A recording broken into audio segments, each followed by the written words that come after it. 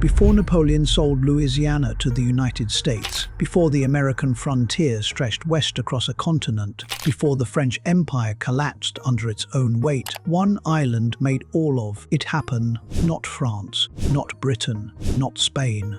A small, mountainous island in the Caribbean, barely the size of Scotland, inhabited by people who called it Haiti, land of high mountains. An island stripped of everything, rebuilt on horror, and then detonated the entire order of the Atlantic world in a single generation.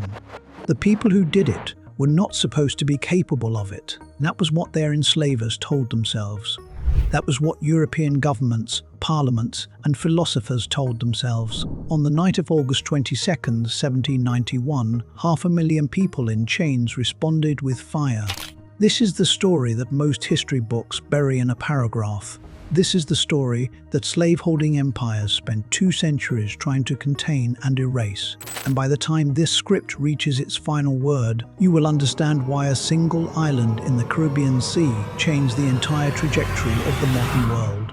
Not metaphorically, not symbolically, but structurally, geographically, and permanently. We are going back to the beginning. Not 1492, not Columbus, the real beginning. The people who first built civilization on this island called themselves the Taíno, meaning good people or noble people in their Arawakan language. They were not the savages that Columbus would describe in his journals. They were a sophisticated civilization who had migrated from the South American mainland, island hopping through the Caribbean by canoe over centuries. And by the time they settled on what they called Haiti, land of high mountains, they had developed agriculture, astronomy, architecture, and a political system of remarkable complexity. The Taíno cultivated cassava, sweet potato, maize, pineapple, and tobacco. They built village communities called ukayaques, governed by caciques, chiefs, both male and female, women in political authority. Centuries before the Europeans who later destroyed them had considered the concept. They played a ceremonial ball game called Beatty on stone-lined courts, worshipped through a spiritual world of Zemis, ancestral spirits, and slept in woven hammocks suspended between trees. The hammock, invented by the Taíno, not a footnote, a fact that belongs to their story. The Taíno population at its height may have reached between 500,000 and 1 million people. They had built something lasting, something rooted. And then, on a morning in October 1492, everything ended. On October 12, 1492, Christopher Columbus made landfall in the Bahamas and within weeks reached the large mountainous island the Taíno called Haiti. Columbus renamed it La Isla Española, Hispaniola, and in that single act of renaming declared the erasure of everything that came before. The Taíno brought his crew food, gifts, and gold. Columbus recorded in his own journals that they were gentle, generous, and perfect candidates for enslavement. Not privately, not with shame. As a straightforward assessment of commercial opportunity, the Spanish implemented the encomienda system, forced labor with the full weight of colonial violence behind it. Taíno men were driven into gold mines and worked without pause until their bodies collapsed. Then came disease. The Spanish carried smallpox, measles, and typhus, pathogens against which the Taíno had zero immunity. Epidemics swept through communities with a speed no one could stop. In less than 50 years from Columbus's arrival, the Taíno population of Hispaniola had collapsed by over 90%. By the mid-1500s, they had ceased to exist as a living civilization. Their language, their political structures, their sacred objects, destroyed or scattered. What remained were words the European sailors carried back across the ocean without knowing their origin. Hammock, canoe, hurricane, barbecue, tobacco. The Taíno civilization was erased, but their language persists in our mouths every time we use those words. When the gold ran out, the Spanish turned to sugar. Sugar required clearing jungle, breaking earth, cutting cane in brutal heat, and boiling juice in open cauldrons. Work so punishing it killed people. The Taíno were gone. The Spanish turned to Africa. The transatlantic slave trade to Hispaniola began in the early 1500s. Enslaved Africans from Senegambia, Dahomey, the Congo Basin, and dozens of other regions were packed into ships and transported across the Atlantic. Those who survived the crossing arrived in chains, their names stripped, their languages forbidden, their bodies assigned a monetary value for men who'd never done a day of agricultural labor in their lives. This was the foundation on which everything that follows was built. Remember it. In 1697, the Treaty of Ryswick divided Hispaniola. The western third went to France and became Saint-Domingue. The eastern two-thirds remained Spanish Santo Domingo. By the middle of the 1700s, Saint-Domingue was producing approximately 40% of Europe's sugar and over 50% of its coffee, half of Europe's coffee from one island. The profits financed French cities, funded French wars, and built the grandeur of Bordeaux on Caribbean slave money. But behind every teaspoon of that sugar was a human being in chains. By the 1780s, Saint-Domingue held roughly 500,000 enslaved Africans, 32,000 white colonists, and 30,000 free people of color. Many of mixed ancestry, some wealthy plantation owners themselves, but all legally barred from political participation regardless of their wealth. Wealth and legal degradation in the same body. That contradiction was a powder keg. The real horror was the daily reality of enslavement. Life expectancy for an enslaved person on a Saint-Domingue plantation was less than 10 years after arrival. They were worked to death on the calculated logic that it was cheaper to import a new enslaved African than to keep an existing one alive. Punishments for resistance included hundreds of lashes, branding with hot irons, mutilation of limbs, and in cases deemed extreme, being burned alive or broken on the wheel, a torture device where the condemned was beaten with iron hammers until every bone in the body was shattered, kept alive for hours as a public spectacle. This was not exceptional cruelty. This was the system operating as designed.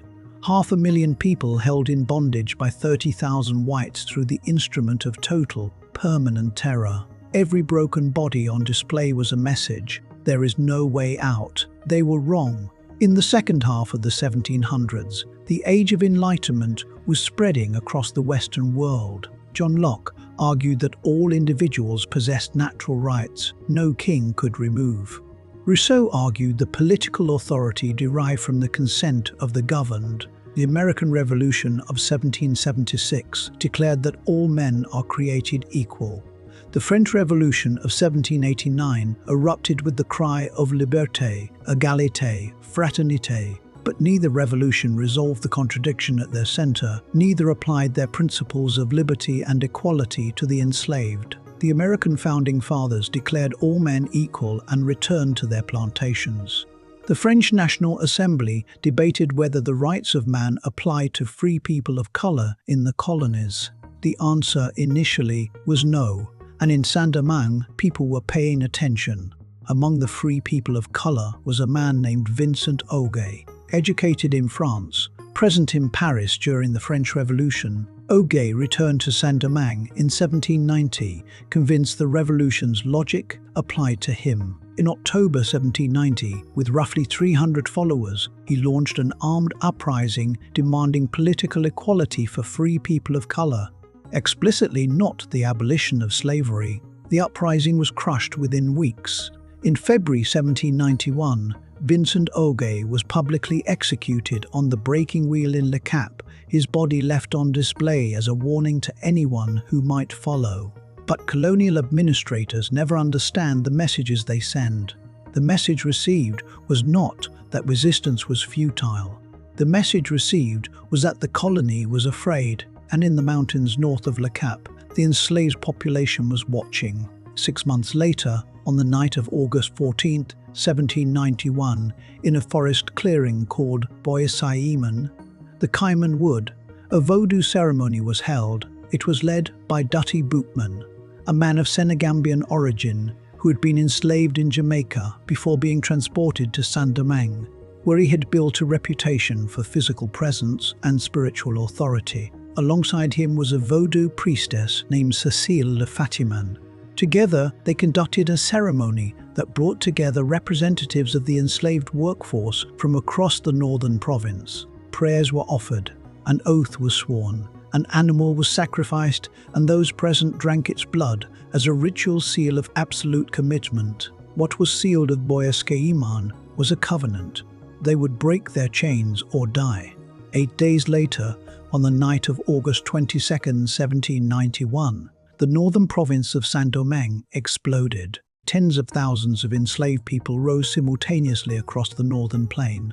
Plantations were set on fire, sugar mills were destroyed, hundreds of white colonists were killed or fled. Within weeks, over 100,000 enslaved people had joined the uprising. The smoke from burning plantations was visible from ships at sea. The richest colony in the world had been set ablaze by the people who built it. Dutty Bootman was captured and killed in November 1791, his head placed on a pole at the entrance to Le Cap as a warning. But it was far too late. The revolution had momentum no display of severed heads could stop. By 1792, the conflict had fractured beyond any single group's control. White planters divided between autonomy from France and loyalty to it. Free people of color fighting for full political rights. The enslaved population fighting for freedom. France sending commissioners with escalating authority and making escalating concessions. And then it went international. Spain, from the east, armed rebel leaders to weaken France. Britain invaded by sea in September 1793, hoping to seize the colony for its empire. Saint-Domingue became a world war in miniature. France, Spain, Britain, colonists, free people of color, and hundreds of thousands of formerly enslaved people all fighting simultaneously for different things. And into the center of this chaos, at nearly 50 years old, walked the man who would reshape everything. If this is the first time you are hearing this story told in full, you are not alone. This is exactly the kind of history that gets buried. Before we go further, if this is hitting differently than the history you were taught, take 5 seconds right now and subscribe. We are building toward 10,000 subscribers, and your support right now is what makes content like this possible. Now, let us continue, because the most extraordinary part of this story is still ahead. Toussaint Louverture was born into enslavement on the Breda plantation in northern Saint-Domingue around 1743. His father was an African man of Fon origin from the kingdom of Dahomey, present-day Benin. Unlike the vast majority of enslaved people, Toussaint had been given unusual access to books and had earned his legal freedom, manumission, before the revolution began. By 1791, he was already a free man in his late 40s, and he had spent those decades reading Julius Caesar's military commentaries, the Abbé Raynal's writings on slavery and natural rights, the Stoic philosopher Epictetus, himself a former enslaved man. Toussaint understood European military tactics, the psychology of command, and something subtler, that winning on the battlefield was necessary but not sufficient. You had to win politically as well. Toussaint initially aligned with Spain, fighting under the Spanish flag. But in February 1794, when the French National Convention voted to abolish slavery throughout all French territories, Toussaint made the pivot that changed history. He switched sides. He brought his forces to France, not from loyalty to France, but from strategic calculation. A France committed to abolition by its own declared principles was a more useful instrument for destroying slavery permanently than a Spain that had offered freedom purely as a tactical gambit. He chose France as a tool. He wielded it accordingly. Over the following 6 years, Toussaint became the dominant military and political figure in Saint-Domingue. He drove the British out by 1798. A campaign that cost Britain over 15,000 soldiers, the vast majority dead, not from battle wounds, but from yellow fever and malaria. He negotiated commercial arrangements with the United States to keep his forces supplied and rebuilt plantation agriculture on a new foundation, formerly enslaved people working as paid laborers, with output funding the revolution rather than French merchants. In 1801, he promulgated a new constitution for Saint-Domingue, slavery permanently abolished, all people equal regardless of color. himself as governor for life, a nominal relationship with France while operating in every practical sense as a sovereign state. Napoleon could not tolerate it. He had plans for a French empire in the Americas, Saint-Domingue as the economic engine, Louisiana as the territorial base. Slavery was essential to everything. A black governor for life, running a de facto independent state, was a direct existential challenge to the entire ideological foundation of Atlantic slavery. If the enslaved populations of Martinique, Cuba, Brazil, and the American South heard that a man born into enslavement had turned a sugar colony into a free republic, the reverberations could not be contained. In late 1801, Napoleon assembled approximately 60,000 French soldiers dispatched under General Charles Leclerc, Napoleon's own brother-in-law. The stated mission was restoring French authority. The actual mission was restoring slavery, documented in Napoleon's private correspondence to Leclerc. Leclerc arrived in February 1802. Toussaint refused to submit. Haitian commanders fought back using the terrain they knew intimately: mountain passes, dense jungle, rivers, bleeding the French forces in brutal guerrilla campaigns while burning plantations ahead of French advances to deny them the economic prize. Then Toussaint Louverture was taken, not by force, but by betrayal. In June 1802, he was invited to a meeting under a flag of truce by French General Jean-Baptiste Brunet. He attended expecting good faith negotiations. He was arrested, chained, shipped to France, and imprisoned in the Fort de Joux, a cold, damp mountain fortress in the Jura Mountains near the Swiss border, as far from the Caribbean as it was physically possible to place him. Toussaint wrote letters to Napoleon from his cell, careful, legally precise, defending his record of service, asserting his rights. Napoleon never responded. Not once. Toussaint Louverture died in his cell on April 7, 1803, of pneumonia accelerated by cold isolation and deliberately withheld medical care. He was approximately 60 years old. The man who had defeated Britain and outmaneuvered Spain was brought down by an invitation to a meeting he should never have accepted. His last recorded words, "In overthrowing me, you have done no more than cut down the trunk of the tree of black liberty in Saint-Domingue. It will spring back from the roots, for they are numerous and deep." He was right.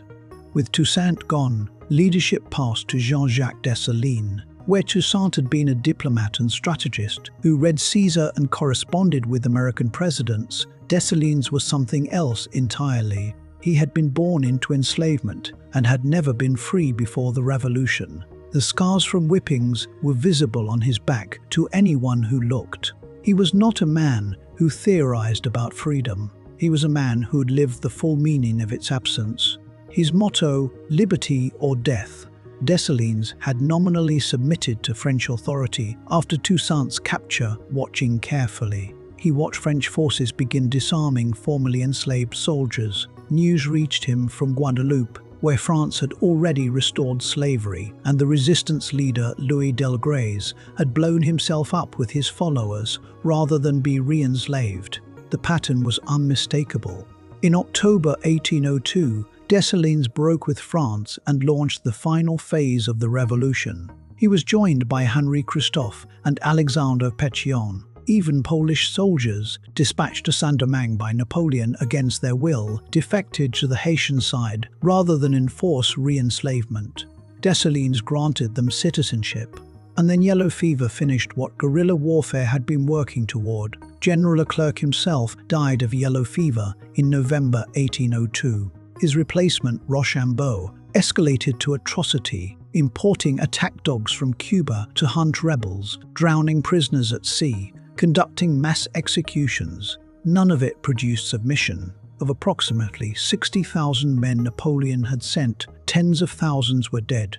The vast majority from disease. The greatest military expedition France had ever launched to the Americas was rotting in the Caribbean jungle, defeated by a combination of armed resistance and the microbiological reality of a tropical island. The final confrontation came at the Battle of Vertières, November 18, 1803.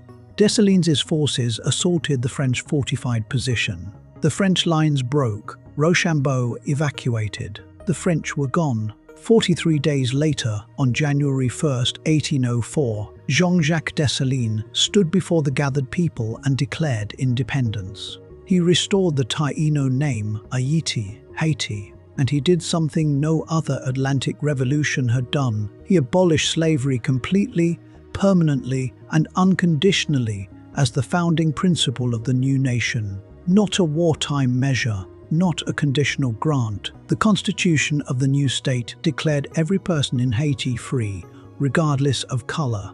Haiti became the first black republic in the history of the world, the only successful large-scale slave revolution in recorded history, achieved against the sequential armed opposition of Spain, Britain, and Napoleonic France. There is something that must be examined here honestly, because history told in triumph alone is not honest history. Between February and April of 1804, Dessalines ordered the killing of the remaining French white population. Estimates range between 3,000 and 5,000 people, planters, merchants, and colonial nationals who had remained after independence. Polish and German soldiers who had defected and fought for Haiti were exempted and granted citizenship.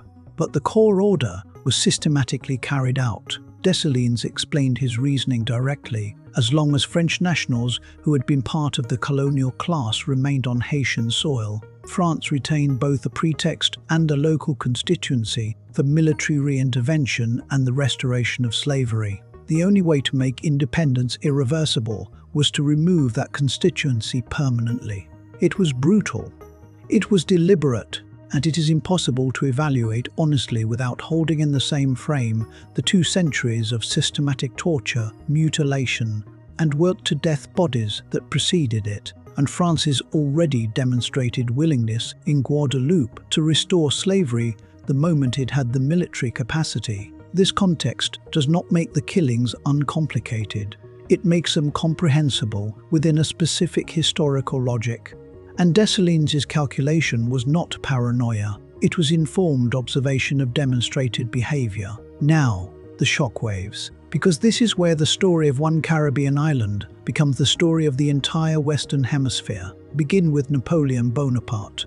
The Haitian Revolution destroyed Napoleon's plan for a French empire in the Americas completely.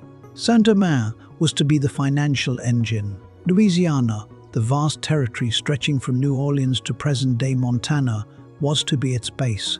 Without Saint-Domingue's revenues, and with his expeditionary force decimated, Napoleon had no viable path to maintaining Louisiana. In April 1803, the same month Toussaint Louverture died in his prison cell, Napoleon agreed to sell Louisiana to the United States for approximately $15 million, 28,000 square miles. 15 states, in whole or in part, now sit within that territory: Louisiana, Arkansas, Missouri, Iowa, Minnesota, North Dakota, South Dakota, Nebraska, Kansas, Oklahoma, Colorado, Wyoming, Montana, and portions of New Mexico and Texas. The entire western expansion of the American Republic, the frontier narrative, all of it made possible in significant structural part because the revolution in Haiti made France's American empire untenable. Napoleon said it himself. The loss of Saint-Domingue made holding Louisiana pointless. This is almost never taught in American schools.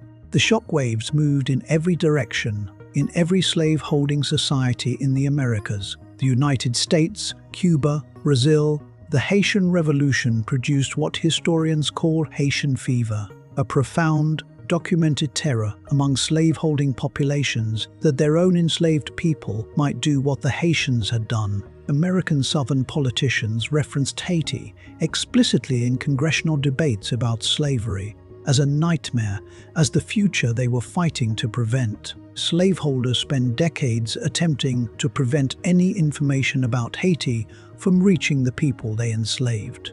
The existence of Haiti was treated as dangerous information. Then there is Simón Bolívar.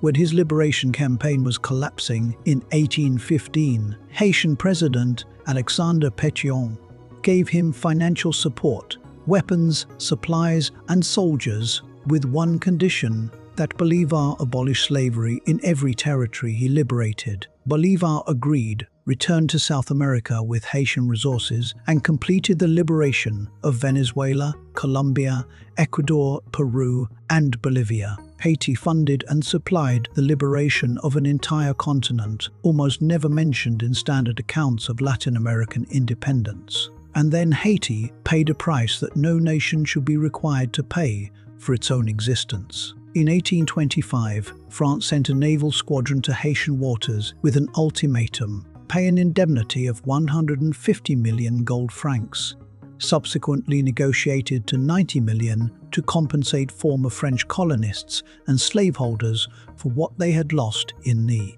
Revolution.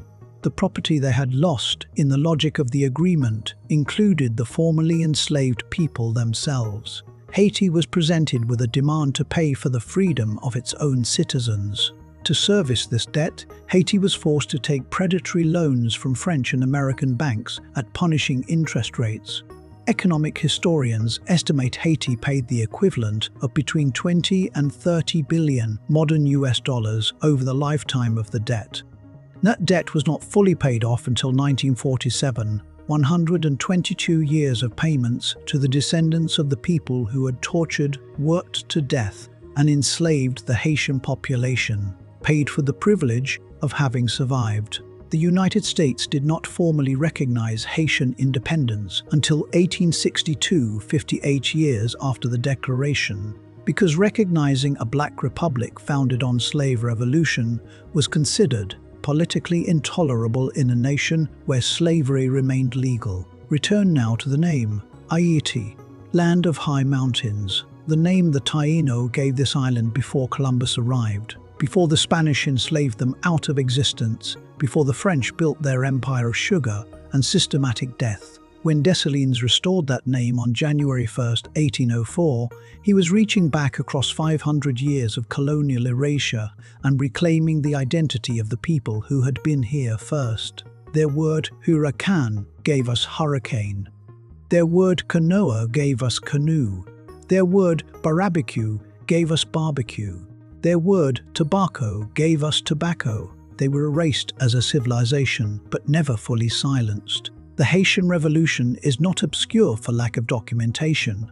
The historical record is extensive. It is obscure in Western popular consciousness because its full implications remain deeply inconvenient. The revolution produced military commanders of the first rank who defeated the armies of 3 European empires, having first been classified as property. It produced constitutional and legal thinking as sophisticated as anything emerging from Philadelphia or Paris. It produced a nation, and that nation's existence was a permanent, undeniable argument against everything the Atlantic slave trade required the world to believe. A black man who had been born enslaved had turned a colonial sugar island into a free republic and changed the map of the American continent in the process. This argument had to be suppressed. It was suppressed through indemnity debt, diplomatic isolation, military occupation. The United States occupied Haiti from 1950 to 1934, and through the sustained project of ensuring that when people heard the word Haiti, they thought poverty rather than revolution. Haiti was not poor because it was ungovernable. Haiti was made poor by 2 centuries of deliberate economic strangulation by the same powers whose wealth it had originally created. From the Taíno who farmed these mountains and invented the hammock, to the 500,000 enslaved Africans who broke their chains and set the plantation system on fire, to Toussaint Louverture, who read Caesar in a Caribbean jungle and outgeneraled Napoleon's finest officers, to Jean-Jacques Dessalines, who stood on January 1, 1804, and gave back to the island the name it had carried before any of this began. This is the story of the island that changed the New World. It changed the map of the United States. It changed the trajectory of South American independence. It changed the global conversation about slavery, about race, about the capacity of human beings to govern themselves. It terrified every slave-holding society in the Western Hemisphere with the realized possibility that the people they had designated as property had both the will and the ability to take their freedom back. And it did all of this before the first decade of the 19th century had ended. The Haitian Revolution was not a footnote to the Age of Revolution. It was the Age of Revolution taken to its logical conclusion, the conclusion that the American and French revolutions both deliberately refused to reach, because reaching it would have cost them what they were not prepared to give up. The Haitians reached it anyway, without permission from France, Britain, Spain, or the United States, without waiting for the philosophy of liberty to be extended to include them. Liberty, equality, brotherhood. The Haitians did not simply say it. They built it in the mountains and the burning cane fields, on the bones of the most brutal colonial system the modern world had produced, against the combined force of the most powerful empires of their age. And when they were done, they named their nation after the first people who had ever loved this land. Now, before you move to the next video, go to the comments section right now and tell us which part of this story hit you hardest. Was it Haiti's direct role in the Louisiana Purchase? The fact that 15 American states owe their borders in part to what happened on this island? Was it the indemnity debt paid until 1947 to the descendants of slaveholders? Was it Toussaint Louverture, who learned to read as an adult from borrowed books and then outgeneraled the best officers Napoleon had? Or was it the fact that Bolivar's liberation of 5 South American nations was resourced from Port-au-Prince? Drop your answer below. These conversations are what this is built for, and every comment helps more people find this story. And if you're not subscribed yet, we are on the road to 10,000 subscribers. Every person who subscribes right now is one more person who gets to hear the stories that standard history never got around to telling. Hit subscribe. Turn on the notification bell, because the next story is coming, and it belongs to you as much as this one did. This island was called Haiti, land of high mountains. Those mountains were standing before any empire arrived, and they are still standing now.